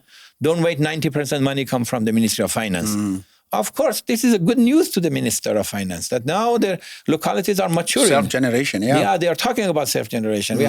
I have the youth, 22 years old, 24 years old, are training their mayors, and we have a delegation today going to China, getting trained on poverty eradication and wealth generation. Wonderful. So we are now, this minister is my beloved minister also. All of the Botswana people are mine. But at least he acted. He will produce results. He will be happy in front of God, humanity, and Botswana. And we cannot just play doodling while the nation is suffering. Yeah. Final thing on Botswana. Yeah. $20 billion currently, the size of the economy. You're talking 100 billion. Yes, 5 times X. 5X. Yeah, more. The country can have the chance practically. You know what's the power of the savings and cash deposit? A poorest country, Bangladesh, in 1 year brought $36 billion. $36 billion. The rating Did was you say 1 year? 1 year. If they could do it, we can do it $100 billion in 1 year. Okay, conservatively 50 billion. That means our next year budget speech will be full of surplus, not deficit. And if it is deficit, don't say it's Farzam's fault. Please. You don't know how much. I'll take the fault. I'll take the fault. You know why? Humanity must learn. Yeah. There are two people. God created only two people. Those who are negative, those who are positive. Absolutely. Those who are negative nag, those who are positive always encourage. Yeah. Those who are negative, they say, your problem is your problem. My problem is your problem. Yeah. Those who are positive, they say, my problem. Your problem, give it to me. So I'm saying that if the country failed, it's my problem. I'll take that. Okay? And I don't need credit if the country made it very well. Okay? Farzam doesn't exist. I'm a message. I'm only a message. But I want to raise the consciousness and the conscience of the leaders and of the system. And they are not privately lack of conscience or lack of consciousness. Yes. It is not. It's a subliminal underlying issue and fears that we have to counter it, consult it. Mr. President, make what they call override executive orders. Exactly. Make executive orders. We don't want to be to the level of President Trump. We are wiser, okay, but not so stagnant. Stagnation kills the nation. Yeah. Nothing in life happened through stagnation. Okay. Like I told you, I feel sorry for him because he talks agility, speed, what, and we interface with the technocrats, and that type of language is not. I mean, you talk consciousness, but I don't think they really feel it from a conscious perspective in terms of really making things and prepared to take risks. I mean, one of the things that we are as a people is just risk averse. As you said, we look at both sides and we don't make the right decisions. Yeah, it's like, let's say Japan. Japan, they are in the outer edges of any land. You know, if you look at the whole thing, Botswana is the center, right? It is all, and then the land goes to the Americas and then the Asias and the outer edges. And they are into the storms. So you think they are risk takers. No, they are very conservative. They are very calculated. But action. Yeah, they make things happen. Yeah, action. It's not that you don't know how to act. It's not that you have the lack of knowledge of action. It's something lacking. That's why I'm here talking. He's my great brother, good man. I know among the leaders in the world I love, but I will say that I have to, he wants to act. Something is blocking. Now I have to come to a podcast to encourage. And he will laugh at me. You will. But you're going to try it on all directions. I have to create the action. Whether I am alive or dead, I won't leave. I am dead determined because it's good for the continent, for the nation. Yes. I may be gringo, but I will prove to every single Botswana my purity of motive. And I won China because of that. I proved. And you got to persevere. And then, No, I think let's. We wanted to go into Africa. And before we go into Africa, you've made Botswana sort of the center median for the rise of Africa. Before we get into the bigger Africa, why have you picked Botswana as the center pivot, as we say in agriculture? We had a pact with Mr. President. 1 month and a half before he became president. I was talking with him over a year before that, right? So in September 15, we have a message because I say our movement, the collective peaceful rise of Africa, needs a base, a center, what I call it needs a benchmark, it needs a model. It needs a miracle. He said, we will be that miracle nation. He said that. He acknowledged that. Will be. Yeah, of course. That's why he wants to. He has the highest intentions. If someday, somewhere, not now, we go through all the thousands of WhatsApp messages and then, of course, sit-downs that we had together, the whole world will see how good this soul is. What is his intentions for the people? To shape the destiny of a nation to the vastness of the conception of a leader. Okay, that is from your own. And I don't mind all other leaders. I'm the one who will create unities. In the Future Trans-Africa Manifesto, I don't believe in the main party, opposition party. You can have different opinions, not 180% degrees, not 180 degrees. We are not promoting. We are actually, we can say, annulling the system of bipartisan and adversarial system. That is not democracy. The democracy could be multi-party, but non-adversarial, non-pulling down and non-sabotage, but consulting from not 180-degree direct collision, but from 60 degrees, 45 degrees, consulting how together we will get to the elevation of the nation, the destiny of the nation. So I'm a believer that the different leaders, that's why I go and visit Sir Ian Khama. I go visit any other leader. It doesn't matter which party. I don't get involved in this. Why? Because I am Farzam. You better not. I am independent. I am neutral. I am inclusive. And I am common denominator of good. Therefore, I am supra. And the supra means all of us have to join forces. Accommodate, everybody. One word, the republic first. The republic first. The love of the nation first. Let's go to Africa. Now, let's start because you're using the China template here. China, 800 million people. Well, you went to 1.2. At the time I went to China, it was 1.3 billion. 1.3 billion. Now it's about 1.4 or 4. Actually, it didn't come up too much. Yes. But India has come up. Yes. But the big thing is that they managed to eradicate poverty. Poverty in Africa, we're talking 46% or so. So we got China 1.45 billion, about the same India, about the same Africa. Our catch is the 55 countries. Now the catch for Africa is the lot of the indicators. I mean, just from manufacturing value add, we are like 2.6% of global manufacturing value add. And they say a country needs about 20%. So we really, I talked about poverty as well. And when you talk about other things, I follow innovation and technology. We are West, 6% of global trade. We just don't think properly. So you have, through the manifesto, you're talking 60 trillion. From 3, now you're saying about 4 trillion. Now talk to us about the manifesto and how the manifesto will drive what you call in strategy, the creative tension to be able to uplift everything towards this necessary 60 trillion in 10 years. Europe became rich out of industrialization. US became rich out of both resources development and land development and even animal stock development at that time, horses and cows or whatever, but mostly minerals and gold rush and then finance. So over 300 years. Okay. China became rich out of the totally industrialization of cheaper labor, higher quality gradually, and a large workforce, and then surplus from there. So it was...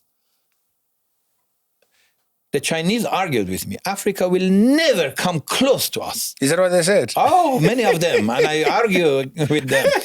And they said, because we are industrious people, and they will not work hard. I said, exactly, you went the industrialization road, which is your advantage, but also your disadvantage. And Africa will bypass that. I told them to remind them. You remember when it took me, 1988, 600 times to dial a telephone to take 3 calls out in one day. Wow. In the 80s. In 1988, in Guangzhou, in Oriental Hotel, at the Guangzhou Fair. You had no switch boxes, nothing. And I have a lot of stories. I have so many stories. In 1999, Kohi Group came to me and they made $50 million from these switch gears. And then he put a lot of money in me. He said, you take the money, put it in your safety box, then I have the right to sit with you. And he wanted to get approval from the Ministry of Railroad, which I gave it to him in 3 weeks. So there's a whole story. And then China became very big in the telecom and become what do you call it? So ahead of America and ahead of everyone. So I said that you came from the time where the Guangzhou, the only 5-star hotel, Baiyun Hotel, was selling tickets in FEC, in foreign currency ticket. They had 2 currency. For all the leaders that come like sorry to say, like poorer villagers, and to look at the marble. Wow. I remember the faces. They come from the door. Wow. And they look around. This is where you came from. Yeah. Why? You were industry, yes. But that's also your disadvantage. You bypassed generations of telephone as an analogy, I tell you. Yeah. Africa will bypass many generations of industry. You don't need to mine all the assets to become physical, to become monetized. You don't need to turn them into processed. You can be the reserves of the money of the world. And finance and monetization of the dormant assets, but calculated and prepared and planned, is the large money that Africa can make and will make. So yes, part of it you go to mining and asset development and agriculture and value addition and beneficiation. So the Future Trends Africa Manifesto created the mega movement. No raw material from Africa will go out as raw material. And I said, and I sat with Mnangagwa personally, and 5 days after I left, he made a ban on the selling of lithium, the concept of lithium valley. And the same thing has happened now all over. Even the Mutharika has said the same thing. Our president has said about diamond, all over Africa. So that is a little bit increment value addition is good. Industrialization, our Ministry of Trade is talking about industrialization, entrepreneurship, innovation, and more.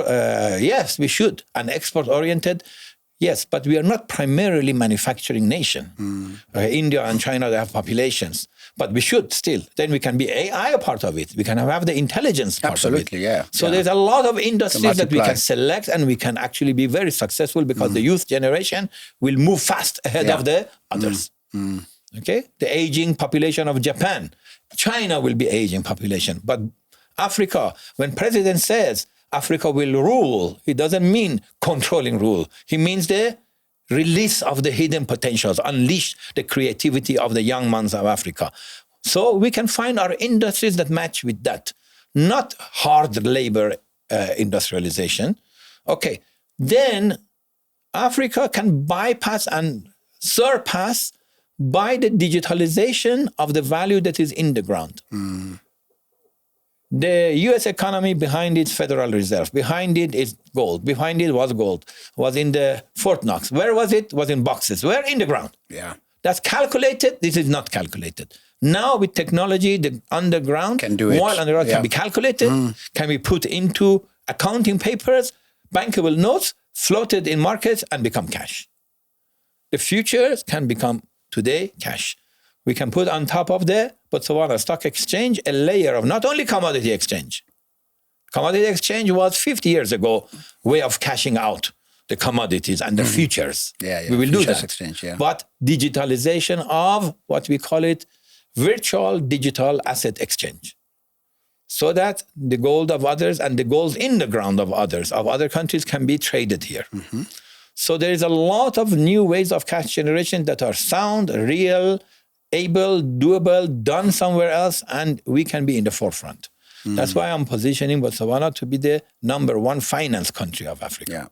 And also we've got the assets as well. And all the layers of finance. Savings and cash deposit is silent monies.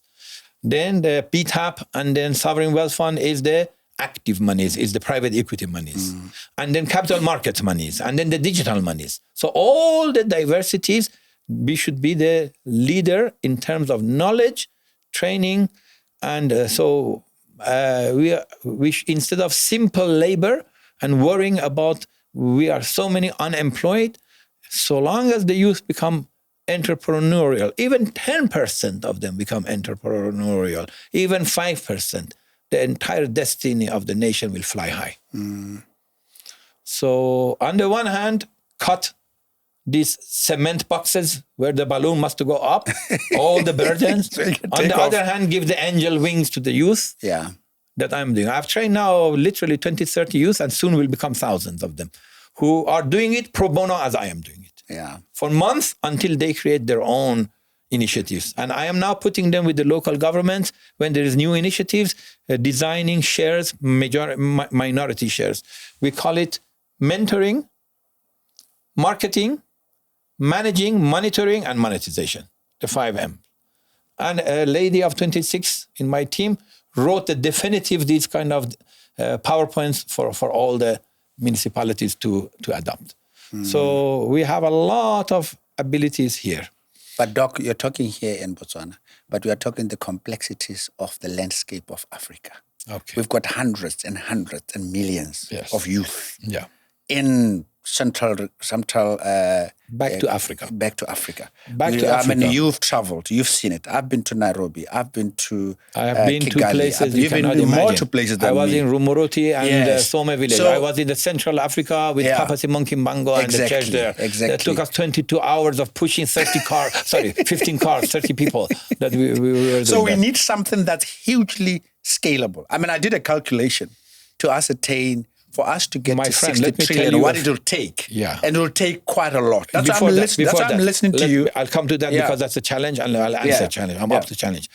Did you know that when I went to China, there was no hot water in any home? That's not true. Of course. 1990, the first hot water. Not in Shanghai. Everywhere. Guangzhou, Shanghai, everywhere. Nothing. Did you know that when I went to China, there was not even one highway? No highway. Did you know that there were no Häagen-Dazs, no Starbucks, no coffee? I was personally in the first opening of every single branded first shop. Okay? And the first highway, Shandong, Tianjin, then went to the south. So I have seen the nation of zero haves, lower than Africa, coming to uppers. But I call it sub-poverty to super affluence. Because you're right. We are talking 200 something dollars at the time. Africa, we're talking 2,500, the lower income. Africa was richer than Taiwan when Malawi was giving aid to Taiwan. And you look at the picture. Have you seen the picture of how poor they were looking? Ragged, dirty. The children, everyone are lining up to receive the benefits. So, my friend, don't think things are permanent and inked as is. When you decide, you determine, and you see another realm of possibilities and spread it, it will happen. I have a lot of reasons to say that why we can win, we will win. Okay? So, as I said, sub-poverty, super affluence. They were lower level in this. Of course, China has a lot of advantages. The civilization, language, and their own determination, their own. So I never want to. I don't want to say something that is as if understood as if. No, they were way ahead. But there were 8 foreign powers that had abused them, and Japan, and the Europeans and whatever. So, but what I'm saying, it was an arrow kept in captivity. Longer, and when it is released, it will go.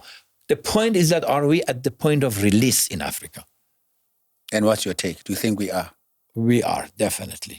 What has been the reception of the leaders as you cross across Africa? Not ideal. Because that's the critical lever. Yeah, the leaders, not ideal. First of all, it is understandable. Even with the China leaders, they did it. They were ideal, but they did not announce it. And they did not say, oh, we got it from Farzam. And I don't want it. I don't care. So long as it worked, isn't it? That's the big thing. So long as it works. Yes. For me, we are after the results for humanity. Yeah.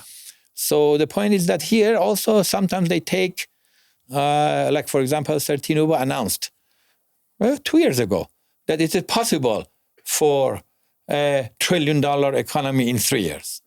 He announced it 2 years ago, but he didn't get there. Okay? So because there are certain models and methodologies of the Future Trans-Africa Manifesto that have to be embedded and annexed and implemented. That's why I am sitting in a difficult country. We are a good country, but difficult as far as decision. Yeah. That if I always go I'll go the hardest. Yes, because if you break the hardest, then it might... It's domino effect. I got you. The chairman of higher group sat with me for 15 minutes and he asked everybody to go out. Sat with me 3.5 hours. Because I told him one story. Farzam, how did you learn Chinese so well? Like nobody else. I said, because I'm left-handed. I go the reverse. I went to the most difficult book first. I went to the book of Tao and to the Baha'i book of the hidden words. Wow. I mastered that, then I went to conversation. He was so impressed. He said, I want to do that. I said, you want to do that? That's hard Okay. stuff. No. You go and invest in America. That is the 1990s. You go and invest. He was higher is the home appliances, vesting houses, and others. Compete with them. Right on the shoulder of the giants. I promise you, for 30 years, you will not make profit in America. I knew it. But you will learn technology, management, competition, this. You bring that knowledge to your hometown and you will win big time in the whole China market and you will big time in Asia, Africa, everywhere. Exactly, he did that. Yeah, he did. He joint ventures first. We talked about South Carolina. Then when he opened ceremony in the Jinma Tower, I was invited. And the ambassador of the US was invited and everybody. So the point is that they listened. And that's why from the most difficult, if we, actually Botswana is not difficult. In the one side, we are very close to the border. Domino effect. Yeah. Okay, if one executive order comes, it might just trigger the rest, isn't it? And unravel, and for the good, for the benefit. Yeah. Actually, I got a lot of good news from the minister of our immigration and labor. Yes, a lot of the visa General issues. Makware. General. See how the people of Botswana are good. Each one of them. You think that they are conservative and they are blocked, they are not. It's the system and the mechanism and subliminal. And they want to change, but they should have the confidence and to just do things. Just take a risk. Don't stop. Do a few changes and everything. It becomes a habit. Yes. Because if you do one, you're like, oh, it worked. This is the result. Maybe I should try another one. We just need that spiral, that trigger that can get just maybe that one executive order. Sometimes 100 projects signed at once.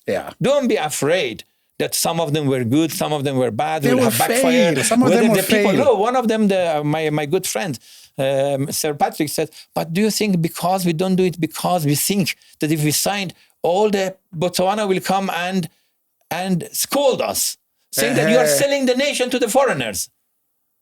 I said, there is no need.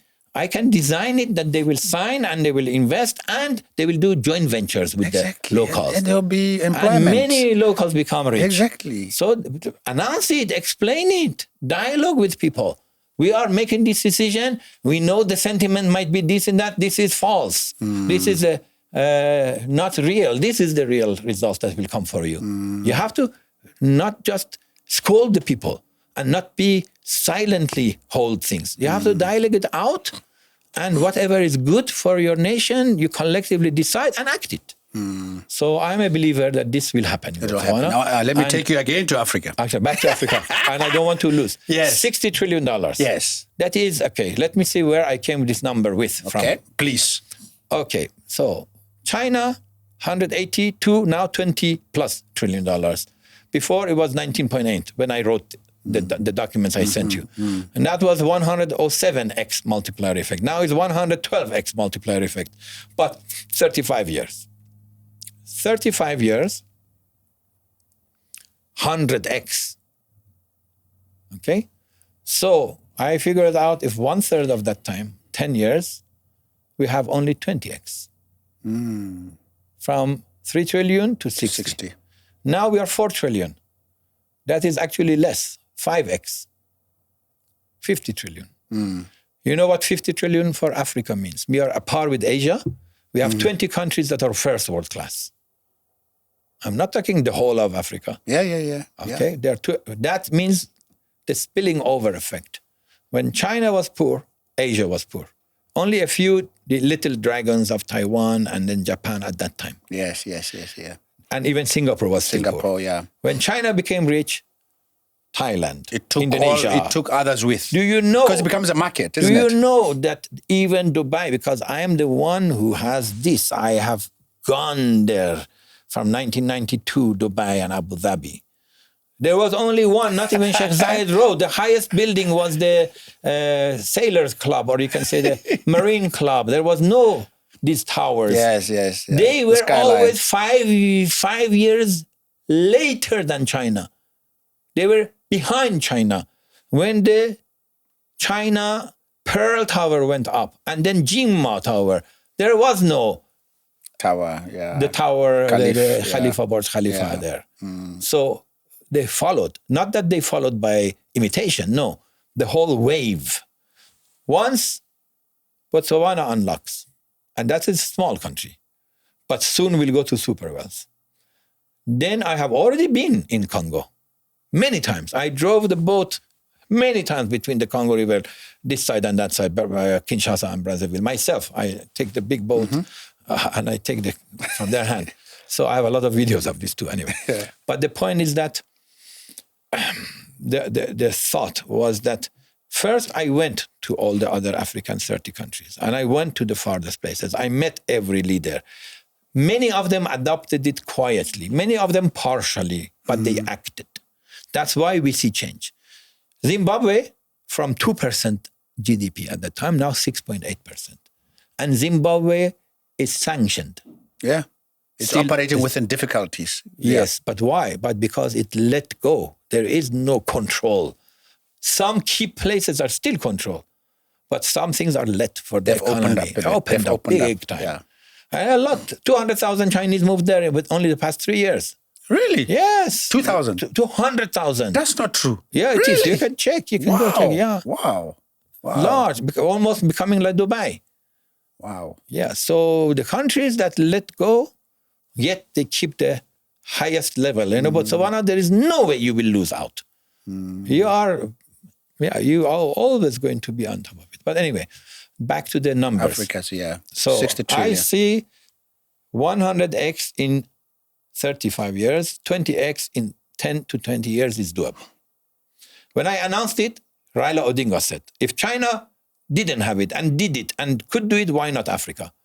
God bless his soul. He only had 2 years after meeting me. Yeah. I gave the lecture. When he was at AU. Yeah. No. When before AU. Or before AU. He was at time in AU with the head of the, infrastructure. Yeah. But no, when in Kisumu, I gave the lecture. He was there. Obasanjo was there. So a lot of leaders have, I have permeated all the elements of Future Trans-Africa Manifesto all over Africa. Okay. It is there big time. The first month, a group of the 20 presidents of the democratic side of the America, the Secretary General, took it and sent to all the presidents. So I am creating the change and the vibe, action. yeah. Don't worry, the vibes. You have to sometimes have an earthquake.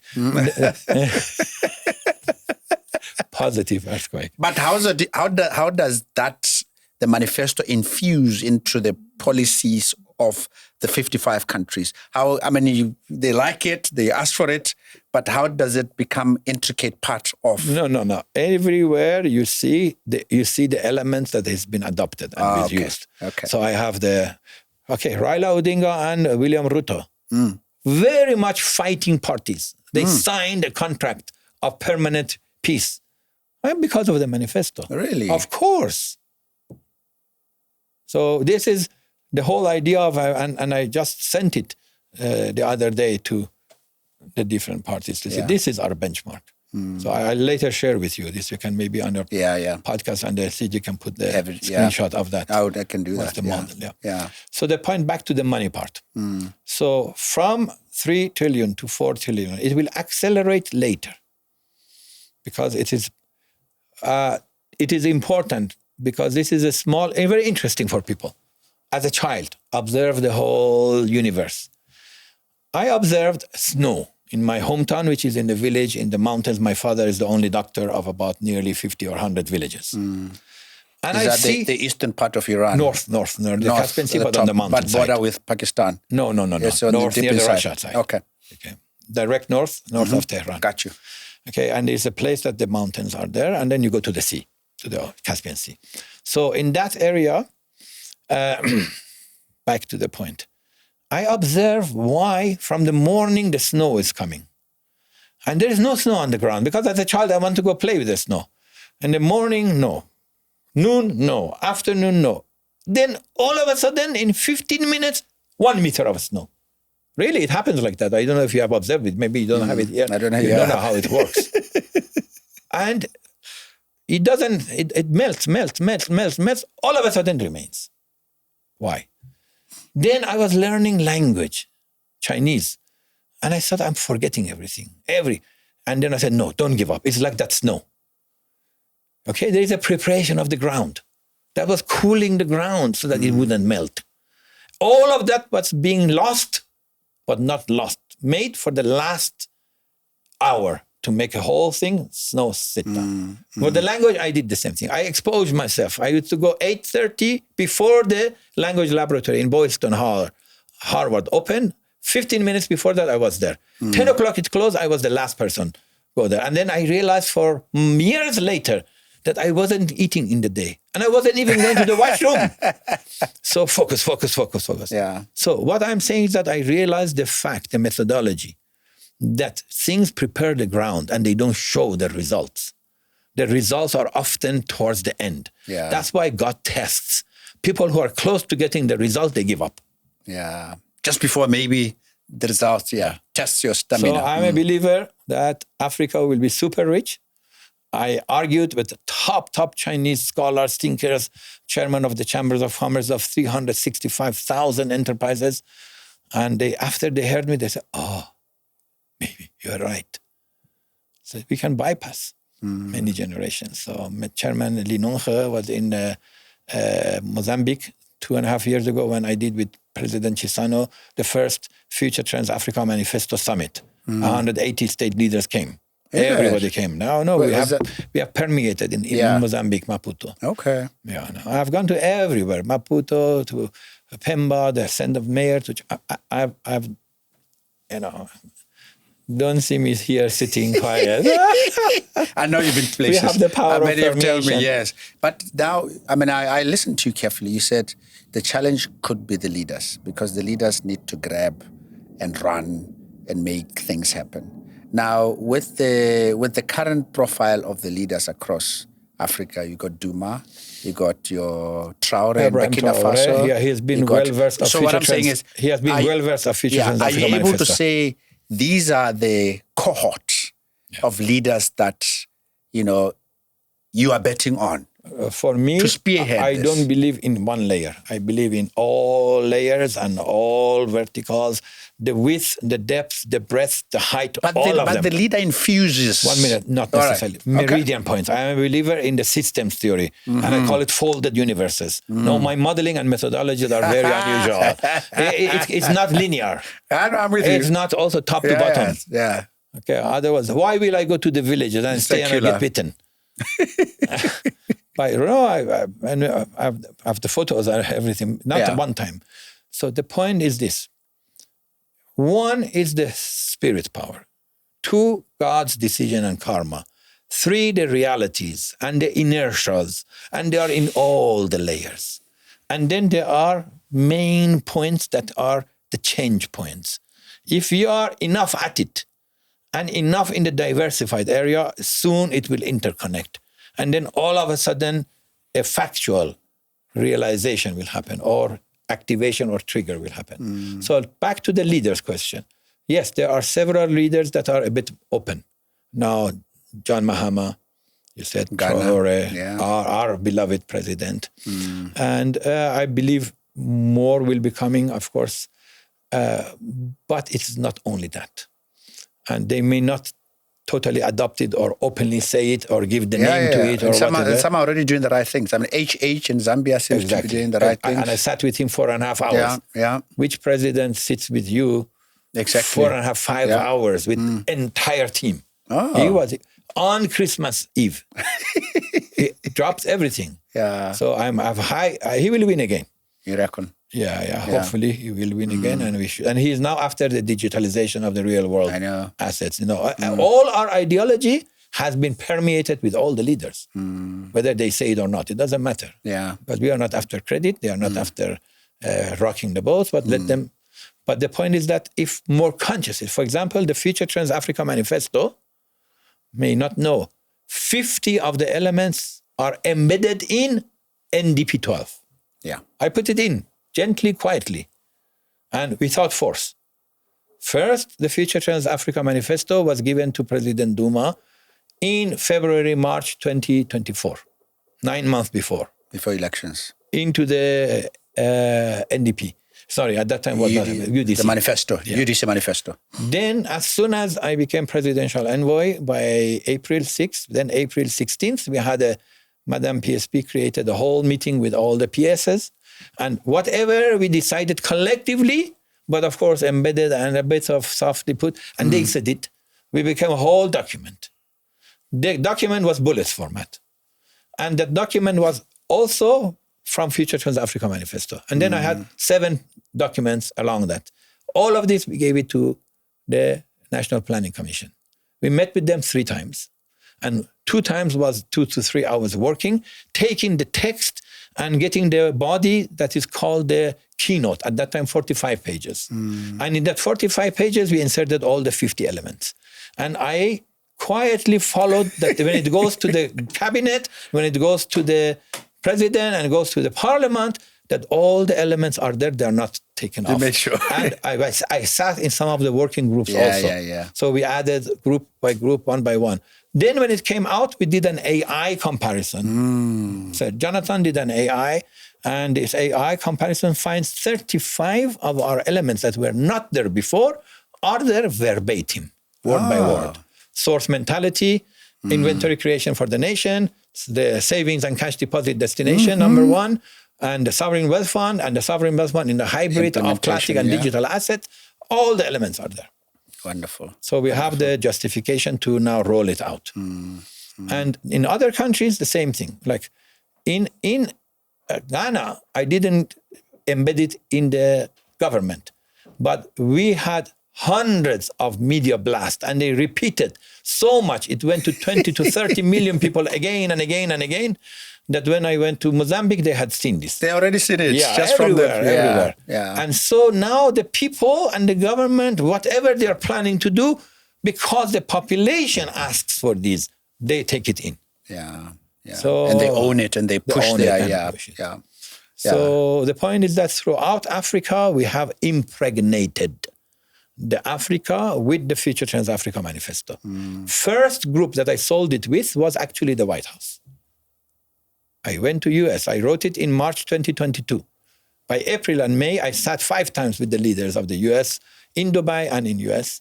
And I asked them the question, you know who built China, right? And because they knew. So of course it's you. Why? I said, because I am now doing the same thing with Africa. Bigger time, with or without you. But you know I'm not against you, so I want to do it with you. This was my way of... To get them on board. On board. So basically in 6 months, and it wasn't in the agenda of the US, you go, this is history, you check.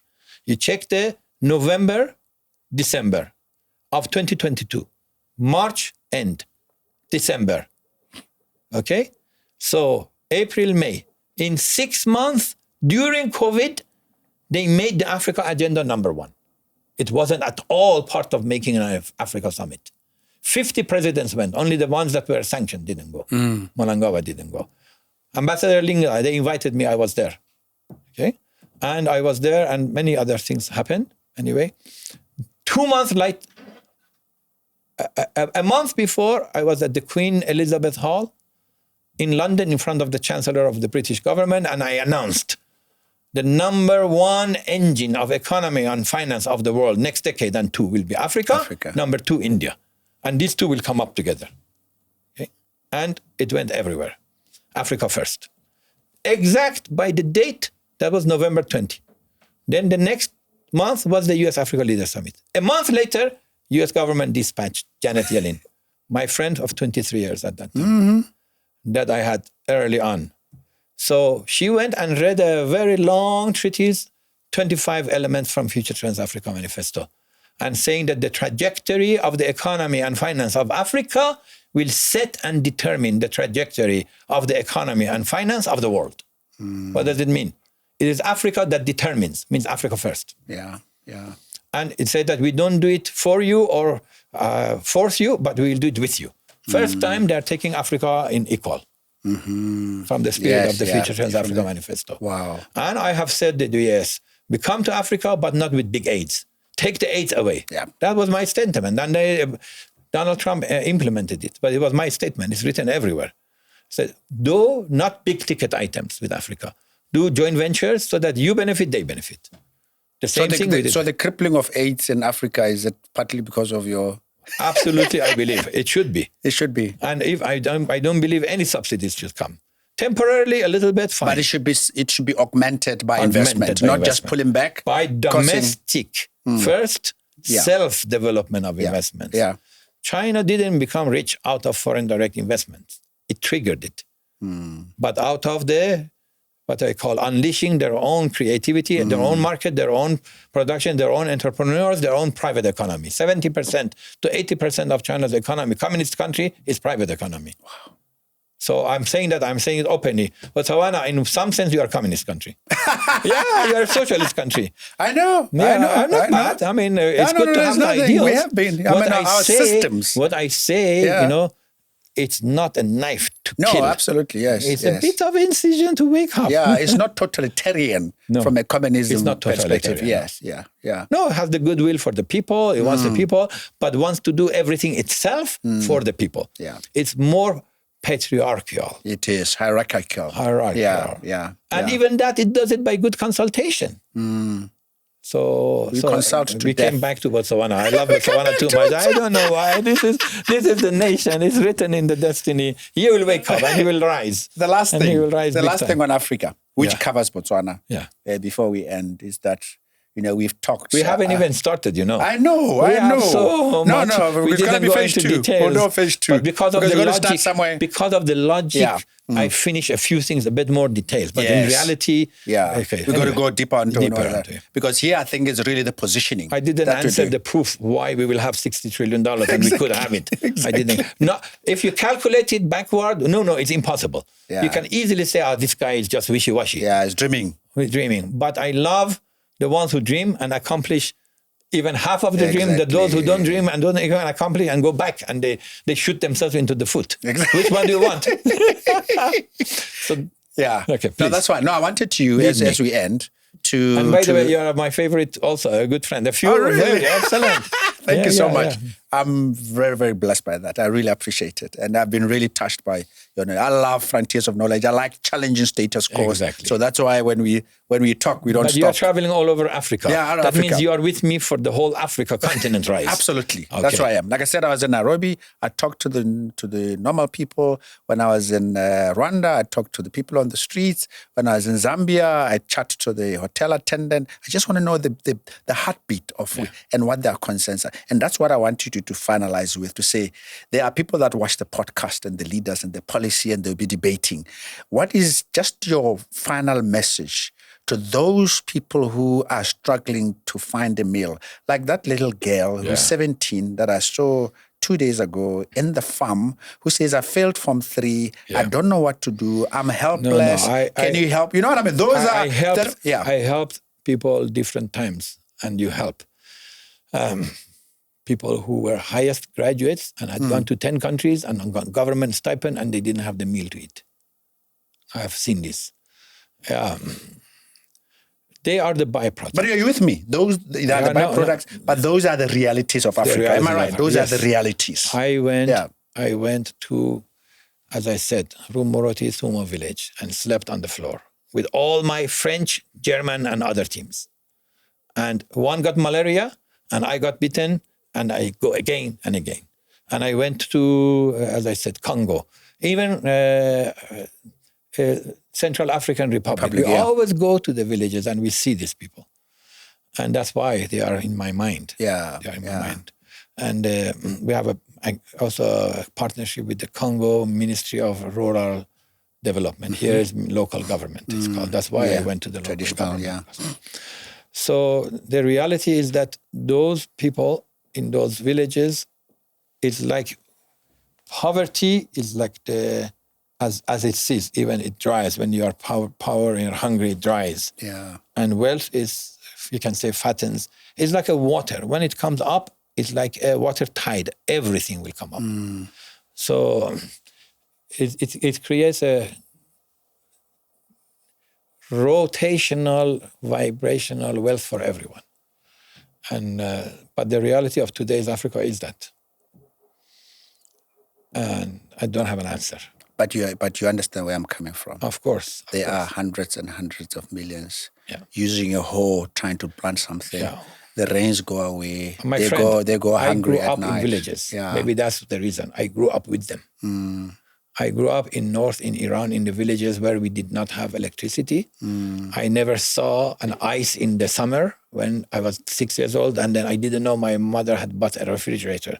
So he brought early in the morning some ice in my hand, and I looked out to see the ices from the trees, and they were not there. Then I realized it's summer. Then I said, what?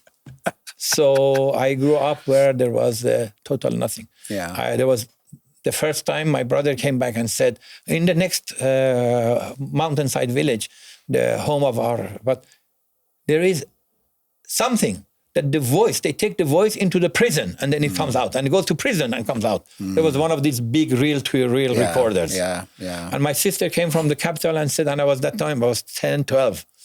And then they said, there is a machine. There's something. They didn't say machine. You saw all of these like child stories, magic stories. There's a whole city in a box. The cars go, the people go, and it was television. I had not seen.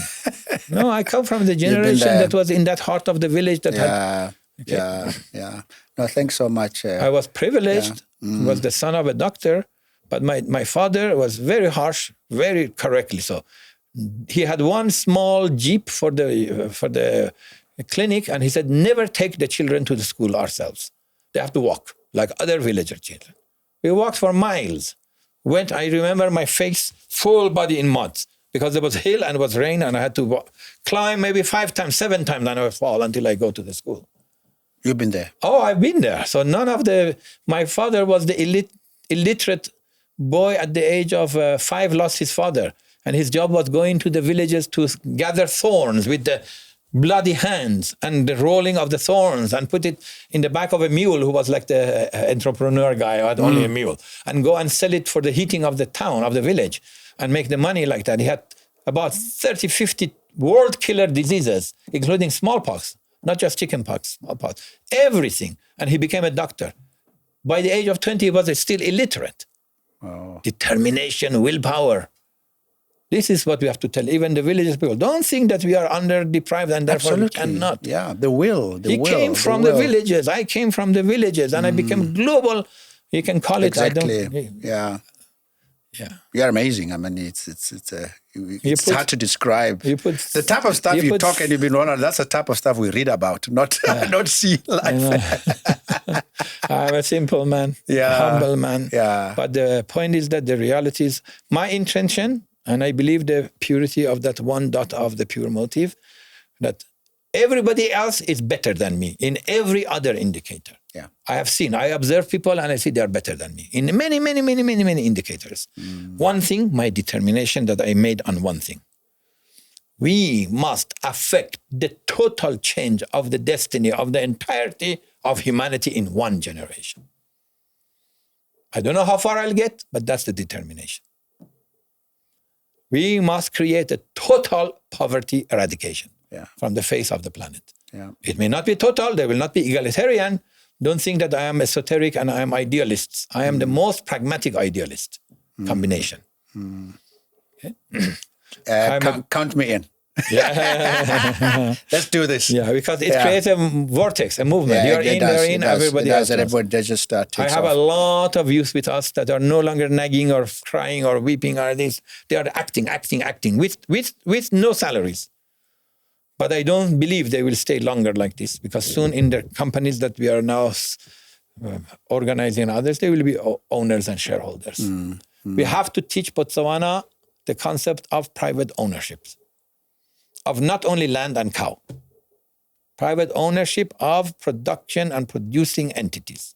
I tell you, if you can deal with the sense of entitlement, if you can deal with the I sometimes call it the mindset of Kama Crescent. Kama Crescent is that whole area of government enclave, surrounded in terms of its psycho makeup.